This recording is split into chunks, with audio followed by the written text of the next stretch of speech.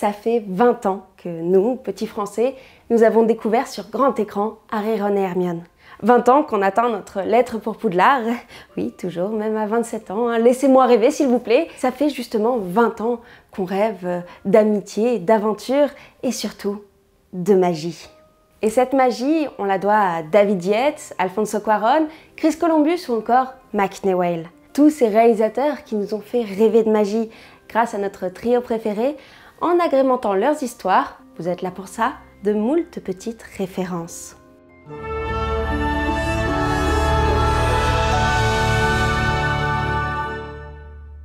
J'avais absolument envie de faire un épisode de Talaref sur Harry Potter. C'est une série de livres et de films qui m'a toujours suivie, qui a forgé en fait une part de ma cinéphilie et même de la personne que je suis. Oui, oui, absolument. Et pour le 20e anniversaire de la sortie du premier Harry Potter sur nos écrans français, je voulais lui rendre un peu l'appareil. Parce que des références, il y en a. Tout réalisateur, même en adaptant une histoire aussi riche, ramène un bagage, une cinéphilie, des souvenirs et des passions qu'il veut retranscrire dans son histoire. À l'inverse de mes autres épisodes où on voyait les réelles inspirations puisées dans d'autres films, là on va plutôt partir sur de l'anecdotique. Des petites rêves qu'il fait bien placer pendant les repas de famille à l'approche de Noël, quand tonton Gérard se lance dans une logorée sur l'écriture inclusive ou les chasseurs c'est-il bien ou c'est-il pas bien.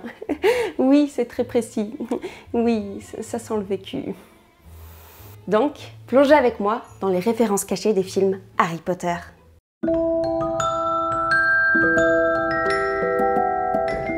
Bon, on commence pas avec le plus facile, parce que c'était chaud pour Chris Columbus, déjà connu pour Maman j'ai raté l'avion ou encore Mrs. Doubtfire, de placer ses rêves dans ce premier opus d'une franchise littéraire déjà bien connue. Mais pour justement visualiser cet univers que seule l'imagination de la lecture avait permis, il fallait qu'il pioche dans ce qu'il connaissait déjà. Un trio de garçons et de filles qui vivent des aventures dans un univers détonnant contre une figure malfaisante et mystérieuse. Mais attendez, mais il connaît déjà ça, Chris Columbus, puisqu'il a écrit en 1985 le scénario de Young Sherlock Holmes, une adaptation libre de l'univers de Conan Doyle sur l'enfance du détective, réalisé par Barry Levinson. La correspondance va plus loin, puisque lors des castings américains pour le rôle d'Harry Potter, ne trouvant pas encore l'acteur anglais parfait, les jeunes comédiens devaient jouer le script de Young Sherlock Holmes, qui faisait très Harry-like, comme le confessa Janet Hitcherson, la directrice de casting. Donc oui, Columbus a pu mettre son petit grain de sel dans l'univers du jeune sorcier. Bon, en vrai, quoi de mieux que de commencer une immense franchise en rendant hommage à l'un des plus grands cinéastes de tous les temps. C'est ce que fit Columbus en plaçant un astucieux clin d'œil à un film d'Alfred Hitchcock au début de son Harry Potter. Lorsque Harry reçoit sa première lettre de Poudlard, l'oncle Vernon la détruit tout de go et le refera plusieurs fois par la suite. Jusqu'à ce qu'un doux dimanche, le postier en congé, n'attendant plus de courrier, un ronbrissement se fit entendre dans la cheminée et explosa en une multitude de lettres volant aux quatre coins de la pièce. Volant, oui, c'est ça le bon mot, puisque cette séquence est semblable point par point à la même explosion, mais de volatile, dans Les Oiseaux d'Alfred Hitchcock.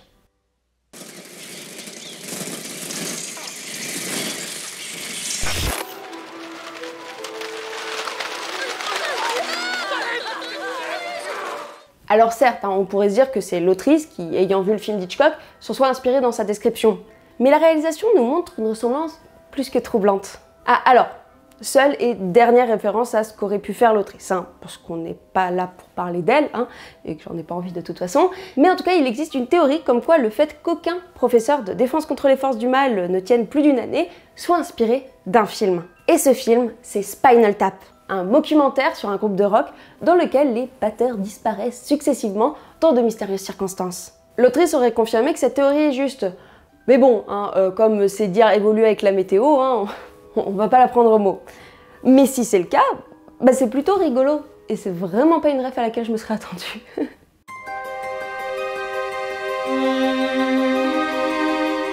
On a beaucoup parlé de Columbus et on en reparlera encore après, mais pour entamer ce second opus, je voulais absolument évoquer la fantastique musique de John Williams. Personnellement, j'écoute pas beaucoup de musique. Ça a jamais été trop mon truc, mais en tout cas, toutes celles que j'écoute aiment bien de films.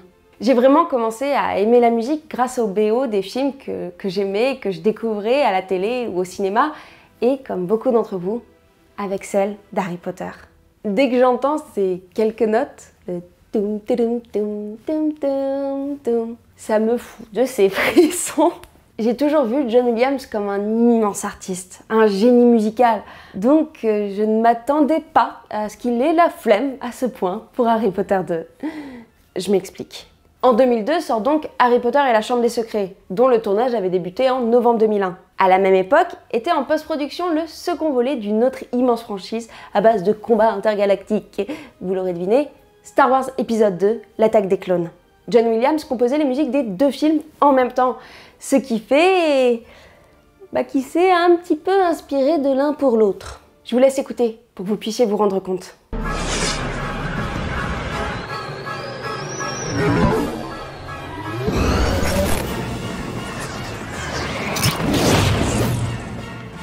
Voilà, entre la course contre le chasseur de primes sur Coruscant et le match de Quidditch, il y a comme qui dirait un écho. Alors bien sûr, c'était pas voulu. Il semblerait qu'il y ait eu une petite confusion, dont je vais pas vous étaler tous les détails, mais qui fait que cette musique composée à l'origine pour Star Wars se soit retrouvée dans les mains du chef d'orchestre de Harry Potter, qui n'était pas Williams pour le coup, et donc ils se sont emmêlés les baguettes. Ce qui est assez marrant et triste à la fois, c'est que Williams n'a pas vraiment assumé cette reprise accidentelle. Et c'est pour ça que vous ne trouverez pas la musique du match de Quidditch sur la bande originale du film. Oupsie Johnny. On va rester justement sur ce match de Quidditch. On file Harry et Drago qui sont au coude à coude pendant une partie du match, faisant des tours de terrain poursuivis par le cognard fou. Si on enlève ce dernier élément, on retrouve cette scène de course dans Ben-Hur, avec Charlton Heston, sorti en 1959. Vous l'avez sûrement déjà vu quelque part, mais cette course de char entre Ben-Hur et Messala est mythique. Pas étonnant donc que Columbus s'en soit inspiré pour sa course de balai, et la fin tragique d'un des deux opposants.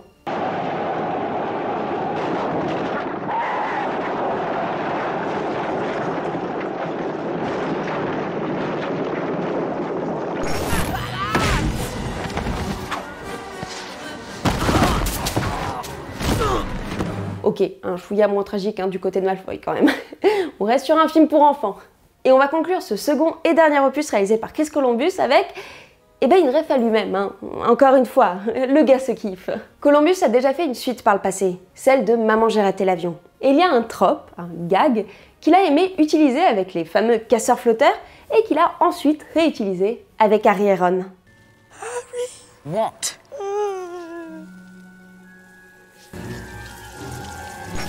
Harry, shut up. Franchement, entre les araignées géantes de la forêt interdite et les pigeons de Central Park, le choix est vite fait, Les araignées, bien sûr, elles ont plein de petites papates. Bon, après 2 volets réalisés par Columbus, on change assez radicalement de style et de ton.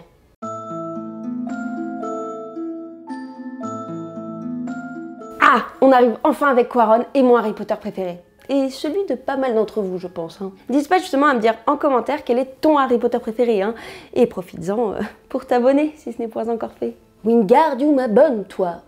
Et pas abonne-toi, abonne-toi. C'est vrai que quand on pense à Quaron, on imagine plutôt Gravity ou Les Fils de l'Homme. Mais des drames sur l'enfance, il connaît également, avec La Petite Princesse. Un très joli film qu'il a fait en 1995 et qui a poussé les producteurs et l'autrice d'Harry Potter à lui proposer de réaliser ce nouvel opus. Alors Quaron, il aurait pu venir avec toute cette tendresse, cette douceur de La Petite Princesse, sauf que quand on parle quand même d'une histoire d'un gamin à lunettes qui est pourchassé par un dangereux criminel et des monstres qui aspirent ton âme, c'est pas Jojo comme histoire.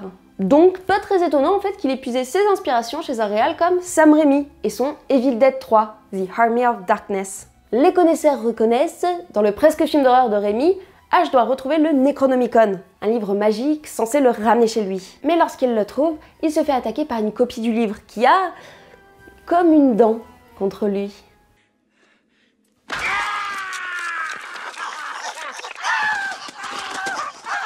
Cette attaque littéraire d'un manuscrit au croc de papier, on la retrouve avec le monstrueux livre des monstres que ce cher Hagrid a fait acheter à toute une classe de bambins. Prof indigne, va. Bon, maintenant qu'on a commencé à parler d'Alfonso Cuarón, on va revenir sur Chris Columbus. Sérieux? Encore? Je l'aime bien, mais il a pas autre chose à faire? Non, vu qu'il est également producteur de ce 3e volet, tout comme il était producteur de La course aux jouets avec Arnold Schwarzenegger, sorti en 1996. Mais oui, vous savez, ce film où Schwarzy veut faire plaisir à son mouflet en lui offrant une figurine de super-héros hors de prix et en se battant contre des Pères Noël dans les rues de Minneapolis. C'est quoi le rapport, me direz-vous? Eh bien, si Turboman est le gentil super-héros en collant de lycra, Le méchant de l'histoire se nomme Dementor, qui est le nom anglais des détraqueurs. Oh no, kids, it's Turbo Man's arch enemy, Dementor. Ouais, bouh là, hein. Bon, il a pas la même classe fantomatique que les monstres d'Harry Potter, mais c'est rigolo en tout cas d'entendre ce nom dans un autre film. Qui plus est, un film produit par Columbus lui-même. Oui, encore lui. Bon allez, pour fermer ce volet, vous l'avez tous vu, bien sûr, mais il fallait que quelqu'un s'y colle un jour. Harry Potter et le prisonnier du Titanic.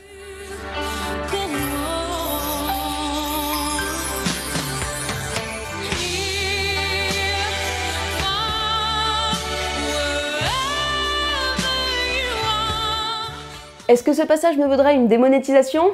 Potentiellement. Est-ce que ça valait le coup? Absolument.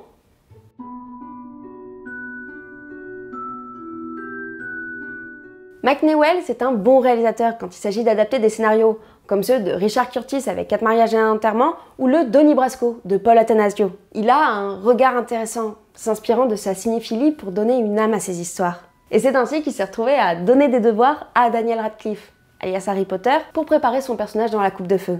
Lors d'une interview, Mike Newell raconte « J'ai expliqué ma vision de l'histoire à Dan, et il m'a demandé « Qu'est-ce que tu me conseilles de regarder ?» Je lui ai alors dit « Les 3 jours du Condor, à cause d'un assassinat, et La mort aux trousses. » Ça parle de personnes qui ne savent pas ce qui leur arrive. Je lui ai spécifiquement dit de regarder La mort aux trousses, parce que t'es là, lors d'un après-midi ensoleillé, et t'es heureux de ta vie, mais soudainement, des choses se produisent, et tu te retrouves face à un méchant qui avait tout prévu à l'avance. C'est exactement ce qui arrive à Harry Potter dans le livre. Waouh! Je trouve cette référence vraiment très classe et plutôt logique. Parce que c'est vrai que quand on y pense, Harry il est plongé dans une sorte de thriller paranoïaque. Il est le seul à savoir que c'est pas lui qui a mis son nom dans la coupe de feu. Et les gens mettent un certain temps à se rendre compte de cette vérité. Pas mal du tout.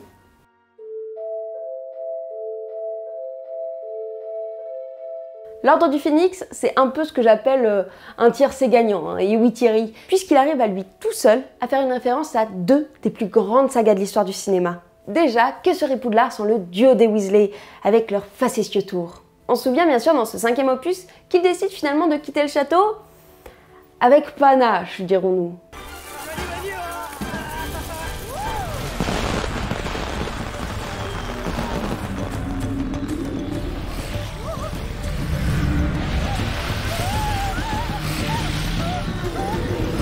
Un duo qui joue un petit peu trop avec le feu, habitué aux bêtises en tout genre, ça vous rappellerait pas autre chose?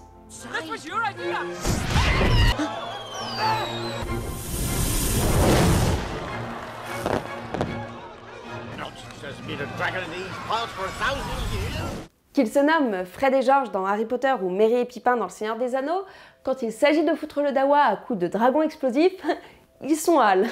Alors oui, le coup du dragon, c'était écrit dans les 2 livres, c'est vrai, mais ce rase-motte sur la foule, un petit quelque chose de caractéristique, non? Pour ce qui est de la seconde saga historique, on a déjà parlé dans La Chambre des Secrets avec la musique de John Williams, c'est bien sûr Star Wars. Bon, on est évidemment sur toutes ces sagas dans un schéma plus ou moins classique du voyage du héros, qui implique donc une confrontation finale avec le grand méchant, alors que le protagoniste a le cœur qui balance entre le bien et la facilité / mal. Que ce soit dans Harry Potter et l'Ordre du Phénix ou Star Wars, le retour du Jedi, nos héros doivent à un moment choisir si l'ennemi qui leur a tant fait de mal doit être châtié. Avec comme une voix, une présence qui leur souffle à l'oreille de tomber dans ce travers obscur. You've got to mean it, Harry. She killed him. She deserves it. Your heat has made you powerful. Now, fulfill your destiny. Oh, alors ce dernier, je l'ai remarqué lors de mon dernier visionnage trimestriel d'Harry Potter. Trimestriel, oui. Pourquoi regarder de nouveaux films quand on peut regarder les Harry Potter 45 fois d'affilée? Bref, au moment où la petite troupe de l'armée Dumbledore arrive à se sortir des griffes d'ombrage et doit filer Fissa au ministère de la magie pour sauver Sirius, Harry se demande comment ils vont faire pour y aller. Et c'est la formidable Luna qui lui fournit la réponse en citant un de mes Disney préférés. So how are we going to get to London? We fly, of course. But Peter, how do we get to Neverland? Fly, of course. Bon bah super, maintenant j'ai juste envie de faire un montage de cette séquence en rajoutant un petit rêve ta vie en couleur. C'est le secret du bonheur. Les nerfs lâches.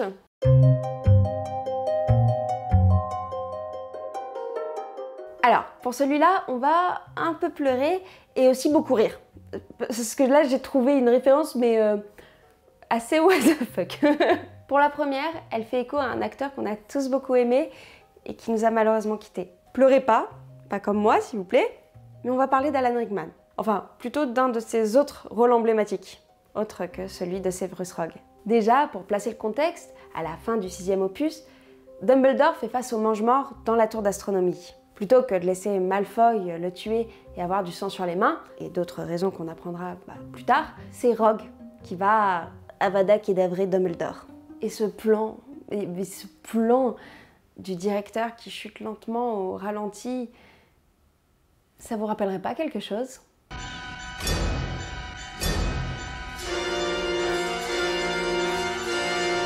Et oui, David Yates a voulu rendre hommage à l'autre grand rôle de Rickman, le vil Hans Gruber, dans Die Hard, sorti en 1988. Ce plan a même un peu choqué Alan Rickman, qui a avoué lors d'une interview que, lorsqu'il filmait Harry Potter et le prince au sang mêlé, revivre ce moment de son premier film l'avait étourdi, car il se sentait comme de l'autre côté du film.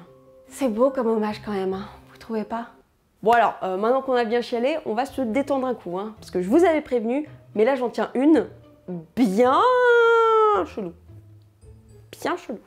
C'est une théorie que j'ai trouvée sur Reddit, parce que je passe actuellement l'intégralité de ma vie à lire des théories de fans sur Reddit et à en faire des TikTok. N'hésitez pas à vous abonner. Mais parmi tout ce que j'ai pu lire jusque-là, c'est vraiment juste la plus nulle, la plus ridicule, la plus fantastique à la fois.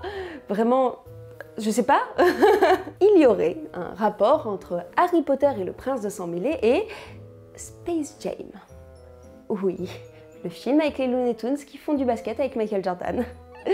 Je vous ai dit qu'on allait partir assez loin, oui. Bon, la théorie donc. En novembre 1996 sortait au cinéma Space Jam. À la même époque, Harry Potter faisait semblant de vider sa potion de Felix Felicis, la chance liquide, dans le verre de Ron avant un match de Quidditch pour le rebooster. La théorie voudrait que Harry, petit filou qu'il est, se soit échappé en soum-soum de Poudlard pour aller voir Space Jam au cinéma, et qu'il ait reproduit donc la scène de la formule secrète de Bugs Bunny avant le match des Toons contre les grands méchants. We gotta fight them back. We gotta take it to them. We gotta get right in their faces. Finished? Great speech and all, Doc. You had them riveted. But didn't you forget something? What? Your secret stuff. En gros, si je résume, cette théorie voudrait que Harry ait repris la technique du placebo des Toons, sachant bien évidemment que ses collègues de Poudlard ne sauraient pas d'où ça vient, vu qu'ils n'ont pas le cinoche chez eux. Oui, je sais, c'est ridicule. Mais j'adore cette théorie.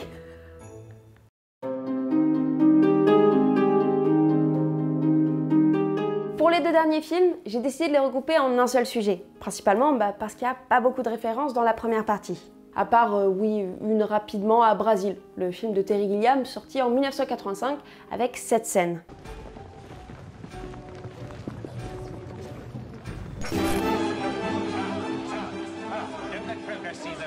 Car Terry Gilliam, si vous ne le saviez pas, était le premier choix de l'autrice pour adapter ses romans. Sauf que l'univers trop fantasque du réalisateur n'était pas vu d'un très bon œil par les producteurs, qui décidèrent de confier la réalisation du premier film à Chris Columbus. Sauf que Gilliam l'a pas forcément très bien pris, hein, comme il le confesse dans une interview au New York Post. J'étais le gars parfait pour faire Harry Potter.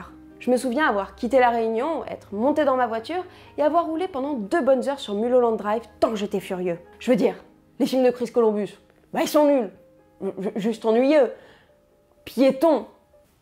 Piéton. Ok, alors en fait, il doit y avoir une autre traduction pour pédestrienne. Mais maintenant, je vais l'utiliser partout cette insulte. Piéton. Je suis fatiguée. Ah. Bon, il s'est calmé ensuite le Terry, hein, quand il a vu que le 3e film était réalisé par Alfonso Cuarón, hein, disant que ça ressemblait trait pour trait à ce que lui il aurait fait. Et puis bon, les grosses machines hollywoodiennes avec trop de thunes dans les compteurs, très peu pour lui, hein. Oh non, ça laisse pas ses libertés, il faut se plier aux exigences des producteurs. Il était deg. J'ai un chat dans la gorge. Tiens, en parlant d'Hollywood, vous en voulez un petit peu plus? Vous voulez encore des refs à Star Wars dans les films Harry Potter? Allez, c'est cadeau, je vous en offre 2 pour le prix d'une. C'est pour moi. Déjà, le moment où Harry, Ron et Hermione pénètrent dans Gringotts pour voler l'Horcrux dans la chambre forte de Bellatrix Lestrange. Lestrange, waouh, elle est dure à dire cette phrase quand même. Un sort a été lancé sur le contenu du coffre pour qu'il se démultiplie à outrance, faisant disparaître le temps d'un instant Harry sous son poids. Cette séquence, elle est tirée du sauvetage plus ou moins réussi de la princesse Leia par Anne et Luke dans le premier Star Wars, avec cette fameuse scène du compacteur. On retrouve un second clin d'œil qui m'a plutôt fait marrer entre Ron et Han Solo. Nos 2 héros, à un moment de leur histoire, se sont lancés chacun en tout azimut pour défaire l'ennemi, mais sont revenus, hein, on va dire, un peu bredouilles face au danger.